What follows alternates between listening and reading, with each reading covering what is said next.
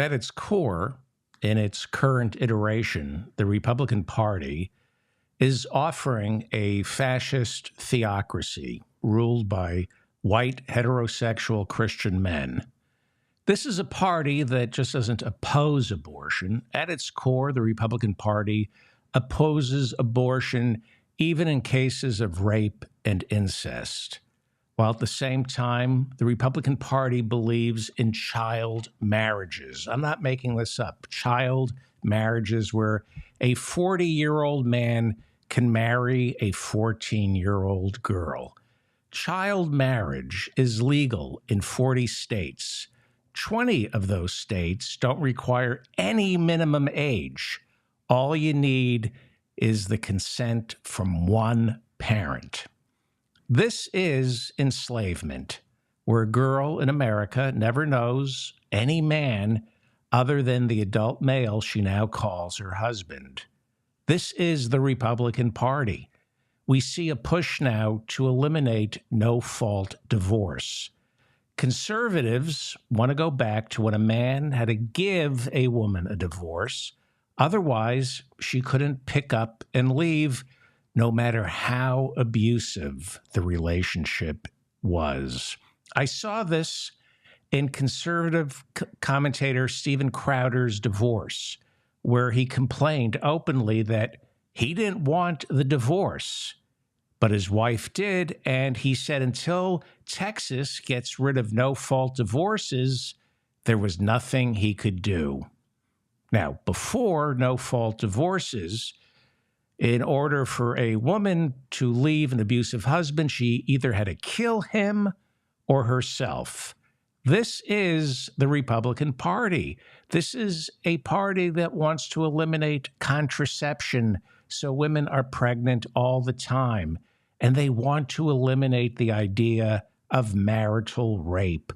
Up until the late 70s, in some states, there was no such thing as marital rape. This is a party, the Republican Party, at its core. It believes women are unhappy working for a living because they should be home raising children. And if a woman doesn't bring children into this world, then they are useless. That's who the Republicans are at their core. They believe women are second-class citizens, and they believe that the root of America's decline is women in the workplace. Consequently, any woman who votes Republican is an idiot. And even more importantly, all female Republicans who serve in Congress are batshit crazy and stupid. Case in point, Colorado Congresswoman Lauren Boebert and Georgia Congresswoman Marjorie Taylor Greene, they're both stupid, which means they're Republicans. They are loud and proud about their idiocy. They love their guns and Jesus and have openly said that America is a white Christian nation. They believe in Christian family values, even though last year Marjorie Taylor Greene's husband filed for divorce because Marjorie wouldn't stop banging all the gym rats down at the strip mall health spa. Google it.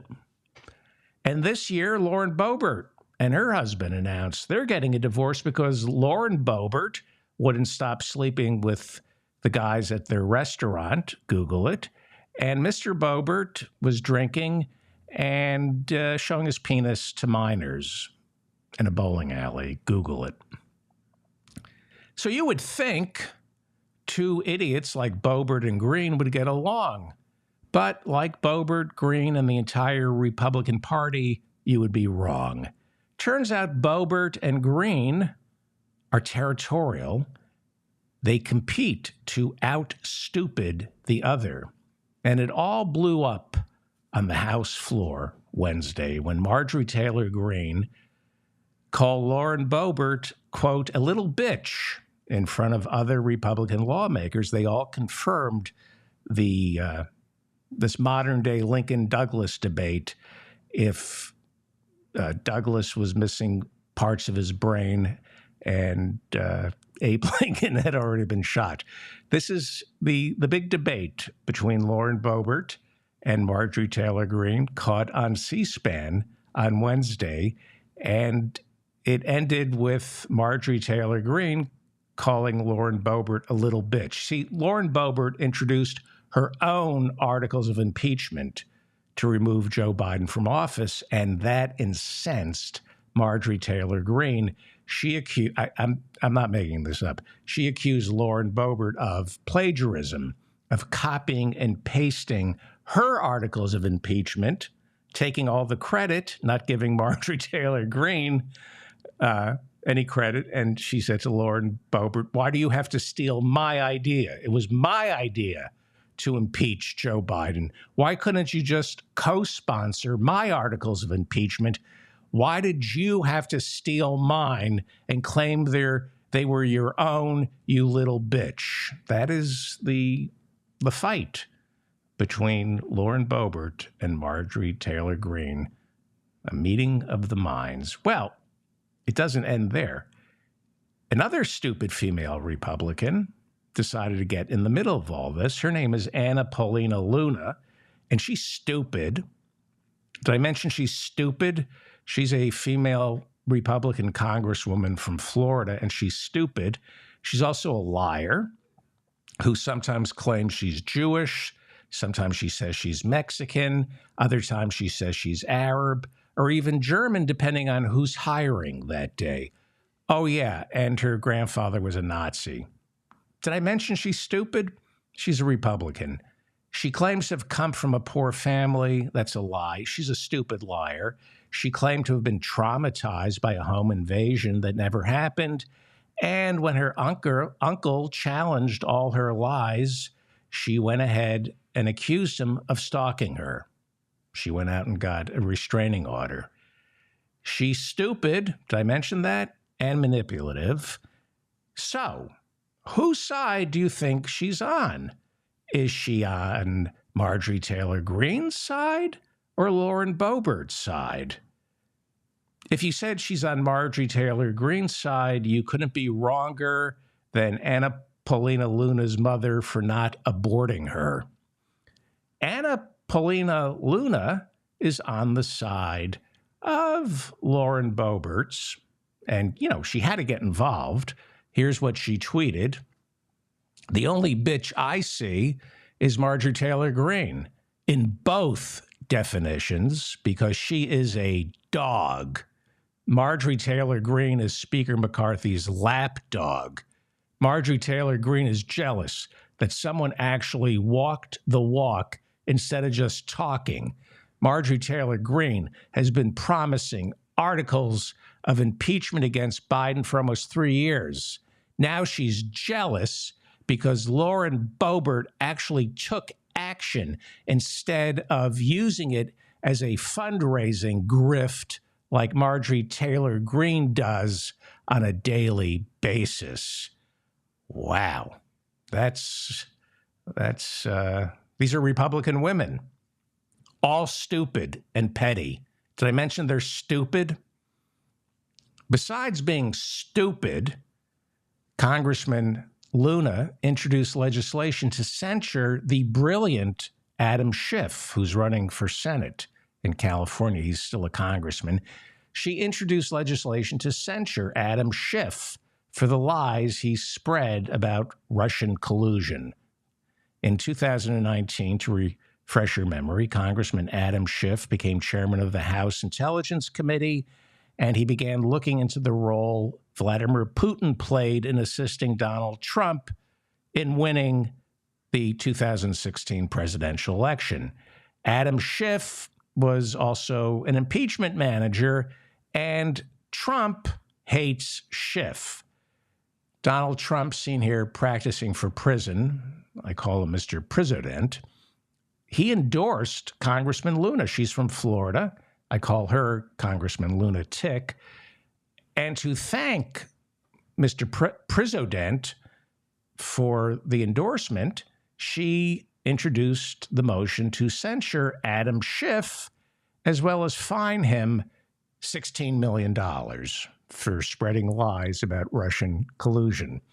You know, Trump is so stupid, he probably thought if Schiff pays the $16 million fine, Trump gets it, right? That's how stupid Donald Trump is. Anyway, the motion to censure was defeated last week.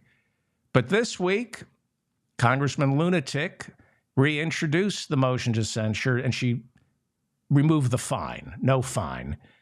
And so, because nothing else needs attention in Washington, everything's just hunky-dory, Congress was forced to debate whether or not to censure Adam Schiff for, quote-unquote, spreading falsehoods about the role Putin played in the 2016 presidential election. Now, let me just refresh your memory about Russiagate and collusion. You have to be a citizen of America to donate to a candidate. Foreign countries are forbidden from meddling in our elections. Even though we do it all the time in other countries, it's still illegal for another country, a foreign country, to meddle in our elections. It is against the law to take money from foreigners if you're running for office. And it is against the law to take what are called donations in kind. Donations in kind. I'll explain what a donation in kind is in a second. You're not allowed to take a donation in kind from a foreign government. What is a donation in kind? It's a gift. It's free work. A donation in kind is information, secrets on your opponents. It's against the law to take information about your opponents from a foreign government. That is considered a donation in kind. The Republican-controlled Senate Intelligence Committee investigated Paul Manafort's dealings with Russia during the 2016 campaign. Paul Manafort was Donald Trump's campaign manager. He attended the meeting at Trump Tower in the summer of 2016 with Russian operatives who were offering to give dirt to Trump about Hillary, okay? I think it was Senator Burr, the Republican who chaired the Republican-controlled Senate Intelligence Committee, and they investigated Paul Manafort's dealings with Russia during the 2016 campaign. And a Republican-controlled Senate Intelligence Committee concluded that Paul Manafort, Donald Trump's campaign manager in 2016, quote, represented a grave counterintelligence threat by creating opportunities for Russian intelligence services to exert influence over and acquire confidential information on the Trump campaign. There is no question that the Trump campaign was soliciting and being solicited by Russian oligarchs and Russian intelligence agencies for dirt, for assistance during the 2016 presidential campaign. That's a fact. That's indisputable, and it's illegal. It's illegal. Here is newly elected Congressman, Democrat, former prosecutor Dan Goldman, Wednesday during the debate on whether or not to censure Adam Schiff. Here is former prosecutor Dan Goldman explaining why there's no doubt that the Trump campaign broke hundreds of laws dealing with Russian government officials and Russian oligarchs. Remember, this motion to censure Adam Schiff is based on accusing him of lying about Russian collusion.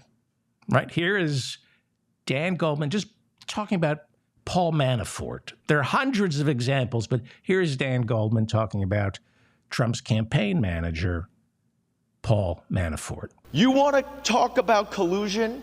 Let me ask my Republican colleagues, if a campaign manager for a campaign is giving internal information to a Russian intelligence agent, is that collusion? Because that was the once classified information that is now public and now constitutes collusion. And there are so many other issues. Yeah, Paul Manafort was giving information to Russian operatives for another show. So as the debate over whether to censure Adam Schiff continued, Congressman Adam Schiff, who is running for Dianne Feinstein's seat in California, and this, I think, might be good for him. This might help him. As the debate over whether or not to censure Adam Schiff continued Wednesday, Adam Schiff took to the floor to defend himself. This is a remarkable speech, and I'm going to play it in its entirety. This is Congressman Adam Schiff. To my Republican colleagues who introduced this resolution, I thank you. You honor me with your enmity.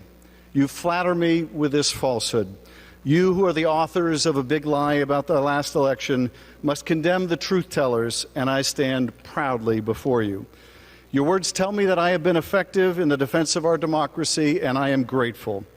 And yet this false and defamatory resolution comes at a considerable cost to the country and to the Congress. At a moment when millions of people in our home state of California are unable to find a place to live or afford a place to live, Speaker McCarthy chooses to occupy the resources of Congress for 2 straight weeks on this hollow sop to the MAGA crowd. He offers nothing to those who are homeless or addicted to opioids or to millions of college students mired in debt, but this paltry distraction.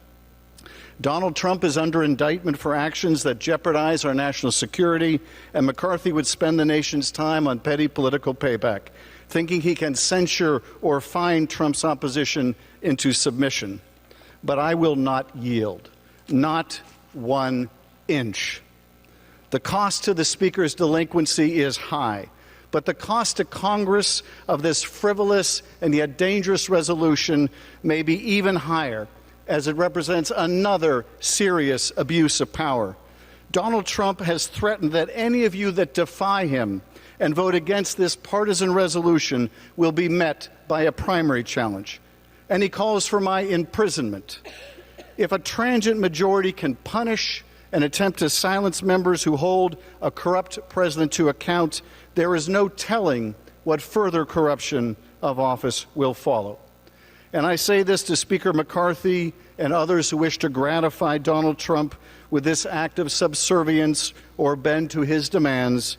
Try as you might to expel me from Congress or silence me with a $16 million fine, you will not succeed. You might as well make it $160 million. You will never deter me from doing my duty. Well, the race for Senate in California just got really interesting.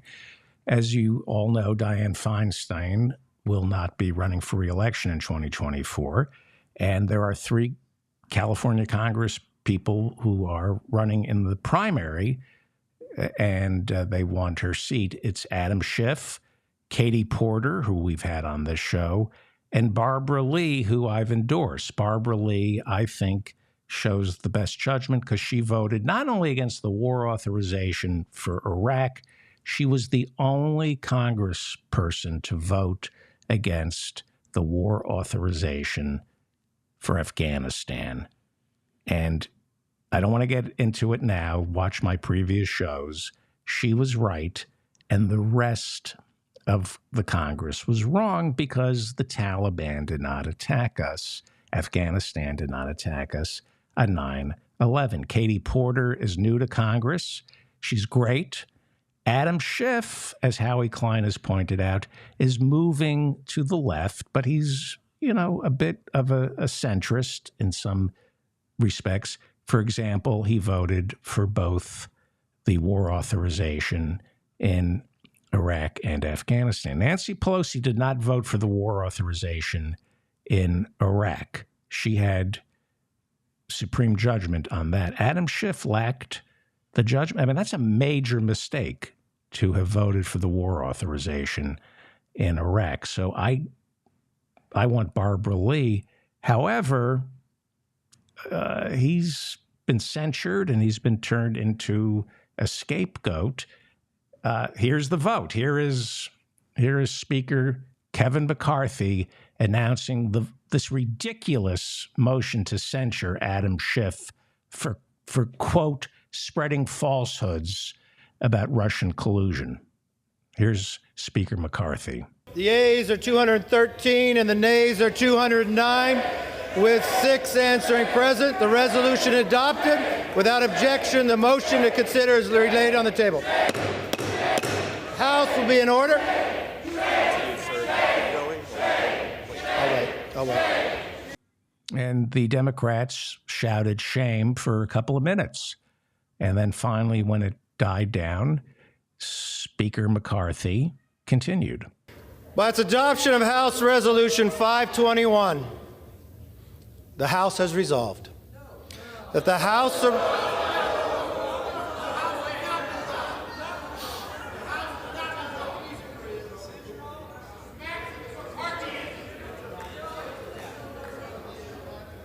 I have all night.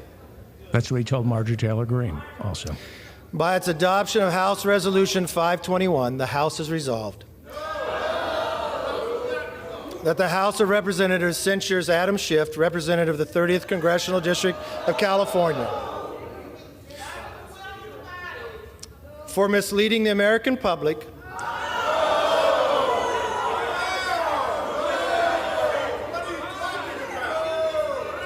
and for conduct unbecoming of an elected member of the House of Representatives.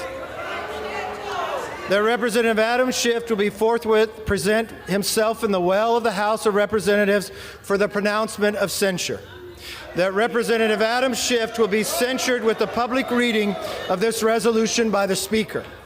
And that the Committee on Ethics shall conduct an investigation into Representative Adam Schiff's falsehoods, misrepresentations, and abuse of sensitive information.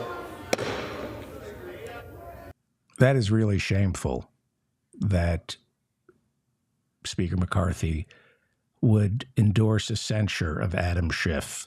This is how we end up with a fascist theocracy. You go along, you carry Donald Trump's water. This was all to get revenge. Trump hates Adam Schiff because Adam Schiff was the impeachment manager and he wouldn't let up on the House Intelligence Committee. And Adam Schiff is very smart. And Trump is stupid. Kevin McCarthy is stupid. They hate Adam Schiff for being so smart. Leave a comment. I don't vote in California. But do you vote for Adam Schiff now? He was censured. He was officially censured. This is what they did to Joe McCarthy in the Senate. Andrew Jackson, President Andrew Jackson was censured.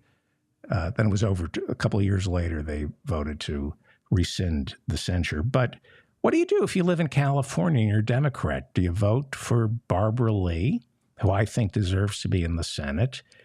Or do you vote for Adam Schiff, who, I don't know, he's kind of been turned into a hero. What do you do? I'd be curious to know what you think, so please leave a comment. I read all your comments. Well, Speaker Kevin McCarthy timed the vote. This was all on Wednesday. He timed the vote to censure Adam Schiff so it would coincide with testimony from former special counsel John Durham, who was hired by then Attorney General Bill Barr. Remember Bill Barr? He was Donald Trump's Attorney General. And to placate Donald Trump, Bill Barr hired John Durham, appointed him a special counsel to look into the origins of Crossfire Hurricane. Crossfire Hurricane, that is what the FBI called their investigation back in 2016 into Donald Trump's ties to Russian intelligence officials as well as Russian oligarchs. This begun when Obama was president. They noticed that members of the Trump campaign were meeting with Russian operatives, so the FBI launched an investigation titled Crossfire Hurricane. And Trump thought it was unfair. Bill Barr, he enables this behavior, so he appointed a special counsel, John H. Durham, to look into why the FBI investigated the Trump campaign during the 2016 presidential campaign. I know it's hard to keep track of all this. That's why it's so easy for them to lie, because it's just, there's so many players. It's so easy to lie.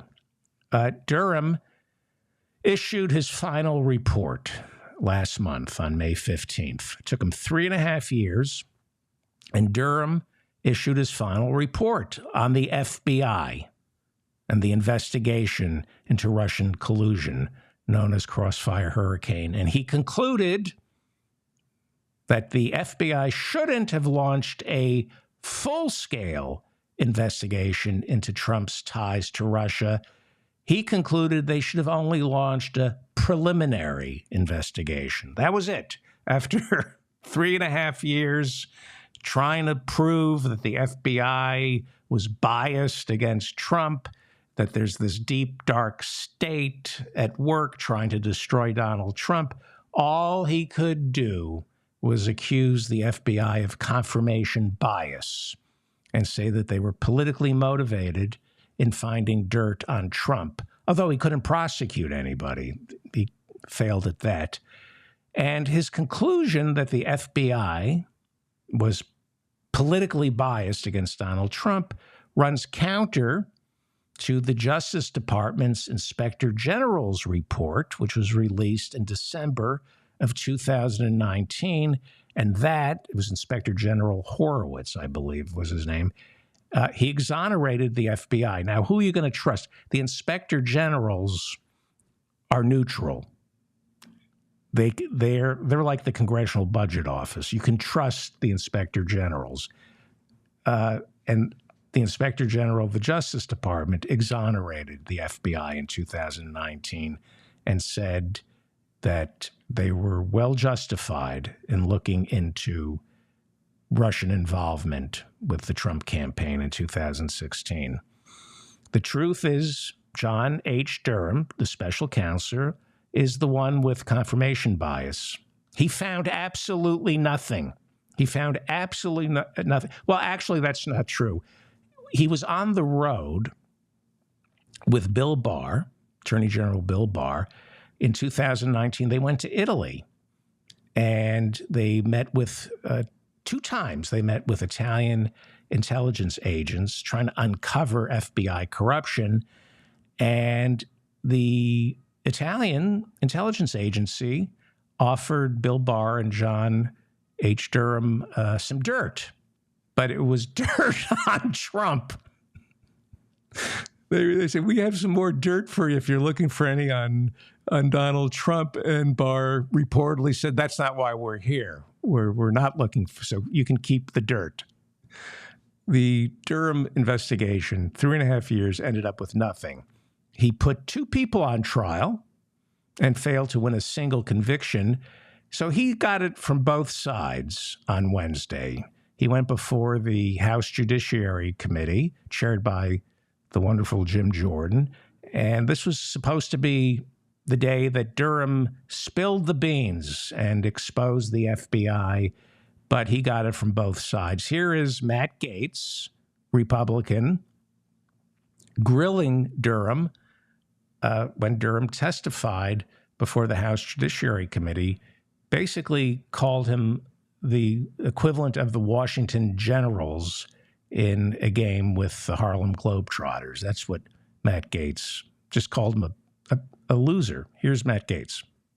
You tried 2 cases, lost both of them, and then the one guilty plea you got, Kleinsmith is back to practicing law in Washington, D.C. today. Yeah, that's beyond my control. Right, but the fact that you allowed that plea to occur, right, and then the punishment was insufficient, The fact that you didn't charge Andrew McCabe, you didn't convict the lying Democrats or the lying Russians, you didn't investigate Mifsud or the Mueller probe, even though, as we sit here today in black letter, that was your charge. So there's a lot of shorthand there. Kleinsmith pleaded guilty last summer to altering an email for an application to spy on Donald Trump's campaign advisor, Carter Page, when the FBI was launching its initial investigation back in 2016. So he got Kleinsmith, who I think was an attorney for the FBI. He got Kleinsmith to admit that he fudged an email so a judge would authorize some wiretaps, I believe, on Carter Page. Well, that's bad, right? It's bad. And Joseph Mifsud is that Maltese professor. It's not a Maltese dog. He's from Malta. And he allegedly told Trump's former campaign aide, George Papadopoulos, in the summer of 2016, that the Kremlin was in possession of thousands of emails that revealed dirt about Hillary Clinton that could help Trump's campaign. And when the FBI found out that Papadopoulos had been informed by Mifsud, that kickstarted the investigation, and there's some question as to who Joseph Mifsud is and why he knew that the Kremlin was in possession of thousands of emails that revealed dirt on Hillary. Well, anyway, you're not supposed to keep track of all this. Don't worry. But here is why Adam Schiff was censured on Wednesday. You gotta go for the brilliant one. Here's Adam Schiff, the same day he was censured. Here he is grilling Durham, exposing Durham as a partisan hack. He's exposing Durham as a Republican hack who set out to prove there was no Russian collusion. But he failed. He couldn't prove there was no Russian collusion. Here is Adam Schiff. He is brilliant. Adam Schiff is brilliant. Here he is grilling John Durham about Don Jr., who's not brilliant. Don Jr., if you remember, he agreed to meet with Russian intelligence officials in the summer of 2016 for dirt on Hillary. That big meeting at Trump Tower, it's clearly illegal, right? The email, Don writes, if Don Jr. says, if what you're saying is true, I'm all in. Watch Durham dismiss the meeting at Trump Tower as nothing. And he thinks he's going to get away with this, and he doesn't. That Don Jr. was informed that a Russian official was offering the Trump campaign, quote, very high-level and sensitive information, unquote, that would be incriminating if Hillary Clinton was part of, quote, Russia and its government support of Mr. Trump? Are you aware of that? Sure, people get phone calls all the time from individuals who claim to have information like that. Really, the son of a presidential candidate gets calls all the time from a foreign government offering dirt on their opponent? Is that what you're saying? I don't think this is unique in your experience. So you have other instances of the Russian government offering dirt on a presidential candidate to the presidential candidate's son. Is that what you're saying? Would you repeat the question? Can you repeat the question so I can have more time trying to figure out how to lie without being charged with perjury? This is Durham giving away the entire game. I know it's confusing. I know it. It's hard to keep all this, remember all the pieces here. But this is Durham giving away the whole Republican game. He cavalierly dismisses the meeting in Trump Tower in 2016 as though presidential campaigns entertain offers from Russian intelligence officials, for dirt on their opponents. He like this happens all the time. It's commonplace. We all know. He's like saying, we all know that every presidential campaign meets with Russian intelligence agents for dirt on their opponents.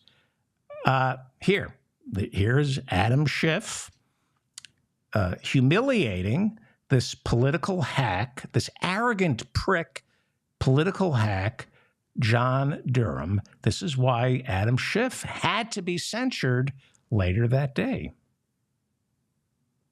You said that it's not uncommon to get offers of help from a hostile foreign government in a presidential campaign directed at the president's son.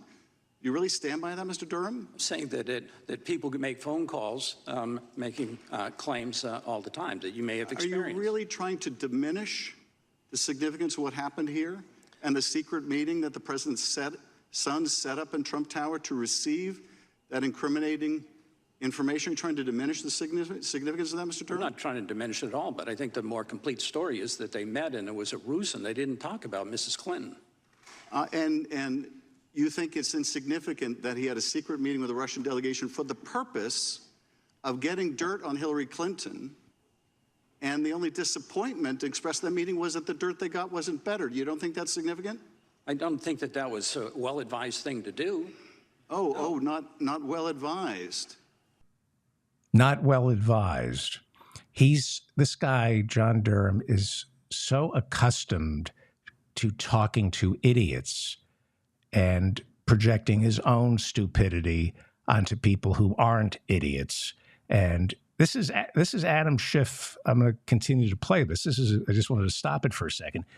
So Durham says, I don't think it's well advised for presidential campaigns to meet with Russian operatives. It's not well advised. Is it legal? Is it legal? You're the special counsel hired by former Attorney General Bill Barr, and you call the meeting, quote, not well advised? How about legal? Those Russian intelligence agents, even if they turned out to be FBI agents and this was a sting operation, everyone from the Trump campaign who attended that meeting could have been convicted, right? Honeypots, we do that the FBI does that all the time. If you engage in illegal activity, it's illegal. It doesn't matter if you bear no fruits from that illegal activity. He's saying, well, they took the meeting, but there was no real dirt on Hillary. Doesn't matter. They took the meeting. If you rob a bank and there's no money in the bank, you're still guilty of robbing a bank. But this partisan hack, John Durham, calls it ill-advised. Ill-advised. Here's Adam Schiff once again demonstrating why he had to be censured later that day. Here he is responding to Durham. Durham called the meeting in Trump Tower ill-advised as opposed to illegal. Got the first half right, not ill-advised, illegal. Here's Adam Schiff asking the special counsel, is it legal? Right. Well, that's the understatement of the year. So you think it's perfectly appropriate or maybe just ill-advised for a presidential campaign to secretly meet with a Russian delegation to get dirt on their opponent? You would merely say that's inadvisable? Yeah, if you're asking me would I do it, I hope I wouldn't do it. But it was not illegal. It was stupid, foolish, ill-advised. Well, it is illegal to conspire to get incriminating opposition research from a hostile government that is of financial value to a campaign. Wouldn't that violate campaign laws? I don't know all those facts to be true. I don't know all those facts to be true. Game, set, match. I don't know all those facts to be true. Facts are true. I don't know all those facts to be true. You just said they're facts, so that means they're true. It is against the law for presidential campaigns to take money from foreign governments and foreign citizens. It is against the law to meet with representatives of a foreign intelligence agency for dirt on your opponent. It is against the law to meet with FBI agents posing as foreign intelligence agents. If it was a sting operation, it would still be against the law. Doesn't matter if you bear no fruits from the meeting. If a foreign intelligence agency has dirt on your opponent, They are meddling in our elections. Your job, Donald Trump Jr.'s job, was to immediately alert the FEC and say Russia is meddling in our elections. By meeting with them instead, you're an accessory after the fact.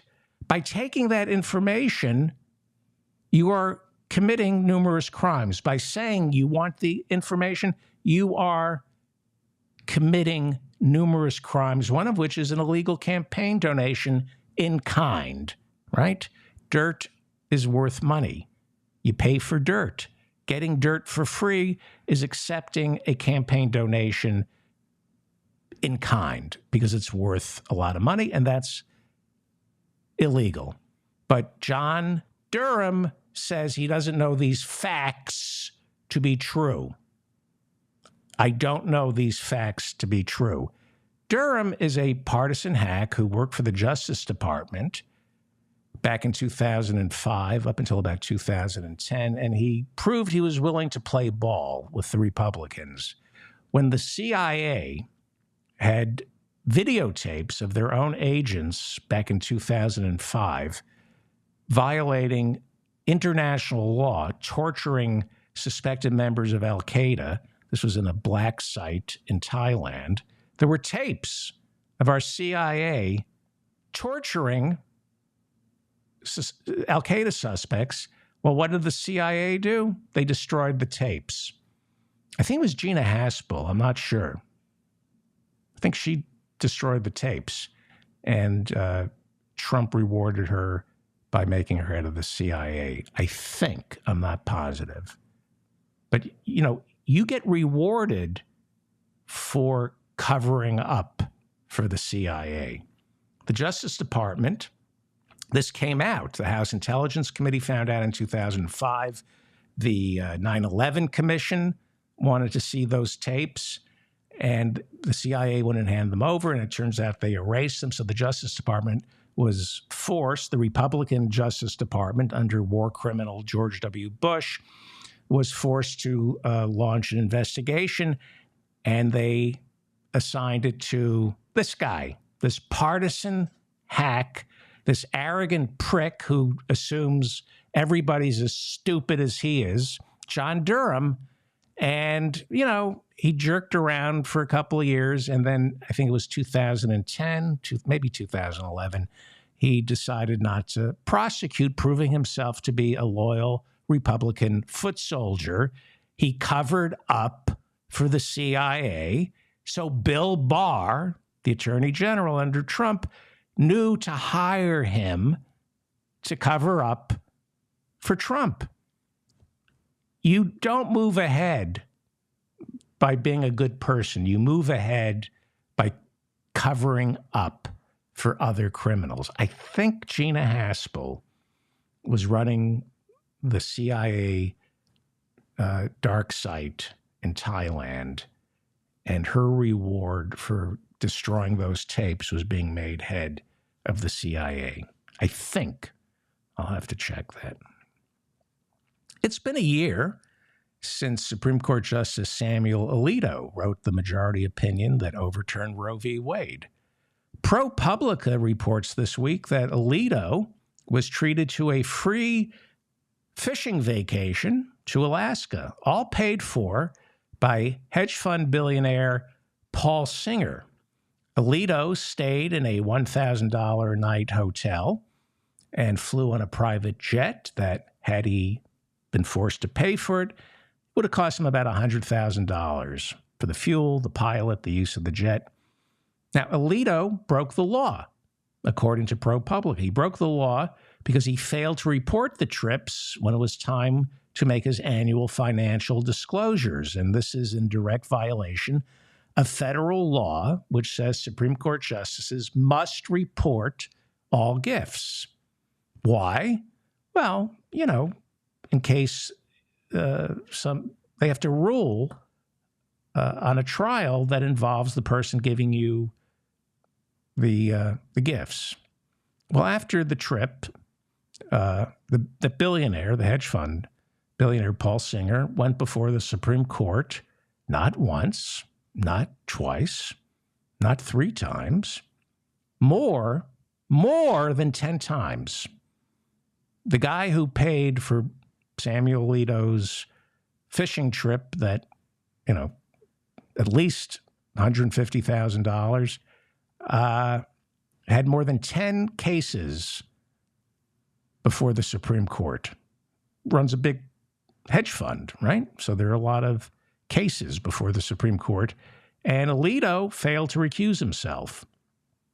One case before the court was resolved in Singer's favor, where the court ruled that the nation of Argentina had to pay the hedge fund billionaire $2.4 billion. And like I said, Alito did not recuse himself from that case. That would be Justice Alito. He wrote a piece in the Wall Street Journal explaining why it was perfectly legal. I won't even dignify what he said. The search for the submersible vehicle containing 5 people who crawled the ocean floor 700 miles off the coast of Boston to view the wreckage of the Titanic has the search for these people has increased exponentially, with 10 ships circling an area of the Atlantic about the size of Connecticut. Several remotely operated vehicles are scouring the bottom of the ocean floor. The Royal Canadian Air Force is searching from the skies. The U.S. Navy is deploying a deep-sea salvage operation, which is expected to arrive by Friday. The submersible went silent on Sunday, and although sounds are being detected, by most estimates, they should be out of oxygen within hours. On board are passengers who paid $250,000 each, including one passenger who is reportedly a Pakistani billionaire. Your tax dollars at work. The United States Agriculture Department on Wednesday approved lab-grown meat produced by 2 firms that claim they have grown chicken and beef using stem cells inside a Petri dish without the cruelty of slaughtering animals. I don't know how we're doing on time here. Can you? I don't like to talk about myself, but I've been working on lab-grown meat in my basement. That's the laundry room that I share with the tenants here. But I have a little lab, and I've been growing my own lab meat using stem cells, and it is divine. The food. Let me just show you how it works. I started with chicken. Can you see that? That's the beginnings where you grow the head first. This is in a test tube down in the laundry room. Here, their beaks tend to grow first, and I'm telling you, it's mouthwatering. And then their thorax begins to develop in the test tubes. Aren't they cute? And there's no pain or suffering. And now the full body. This is about 3 weeks in, and you can eat them at this point. It's very full flavored. That is. Do we have time? I just want to show you what I've been doing. And these are roasters. They're very. I find them yummy. Those are roasters that you can just pull out of the test tube, and they're about the size of your fist. They're very small, but that's a full roaster that you can just shove into an oven, or if you want to deep fry it. I'm working on turducken. That's a little more complicated. I'm not ready, but this is some meat. This is lab-grown steak that I've actually developed in a Petri dish. No cruelty whatsoever in my little lab. And this is how it starts. The head grows first, and the cows never complain because it's from stem cells. They're not alive, and well, maybe they're alive. This is a ribeye. I was trying to grow ribeye steak in a Petri dish. It's a little chewy. This a week after, it gets a little more appetizing, although I wouldn't serve it to friends. It's more experimental and more ribeye. It's creamy, has a creamy taste to it. That's the ribeye. What is this? Oh, this is tongue. This is delicious. It's creamy, rich tongue that I grew in my lab, in the laundry room that I share with the other tenants here in my building. What do I have here? Oh, and this is rump roast. This is rump. This is rump roast that I grew in a Petri dish, and you can't tell the difference between rump roast that comes from a cow that was slaughtered or a rump roast that comes from one of the rump roasts that I grew in a test tube. Look at that, huh? Who doesn't love a savory, mouth-watering, scrumptious, and flavorsome rump roast? Well, I also love veal, right? Who doesn't love veal? But that is the cruelest of all meats, right? Because you take the baby right after it's been born, the baby cow, and you eat it. So I've been working on lab-grown veal, and this spicy, just naturally spicy, not chewy, but not good, not good. Then a week later, I tried this. This is, I would call this creamy and rich, and it's good with noodles. That's lab-grown veal. No cruelty, nothing. This was fantastic. This mouth-watering lab-grown veal that I just cooked up in my laundry room, my little lab. Everybody asks for this. When my kids come over, they love my delectable, full-flavored, delish veal. That was veal head, I call that. Do I have any more pictures? This is lab-grown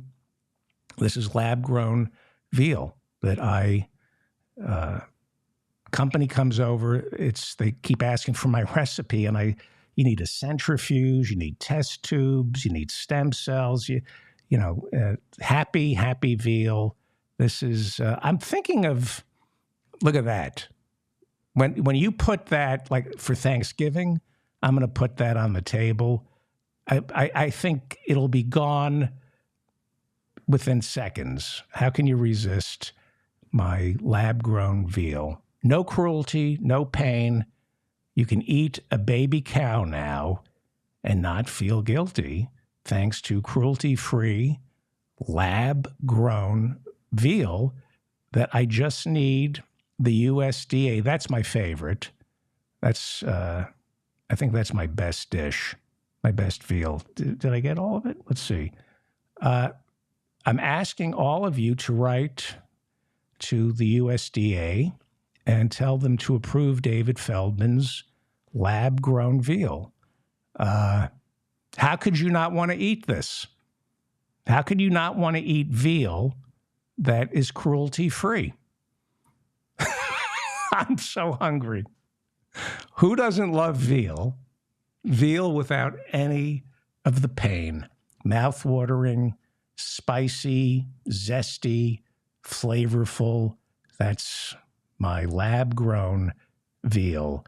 And I would quit this show and just open up my own butcher. I'd become a butcher of my own meats if the USDA would get off its ass and approve it. So please write to the Department of Agriculture and tell them to approve David Feldman's lab-grown meat. I'm David Feldman. Hang on, I'll tell you the best one. Hang on. Is it this? There we go. Lab-grown veal.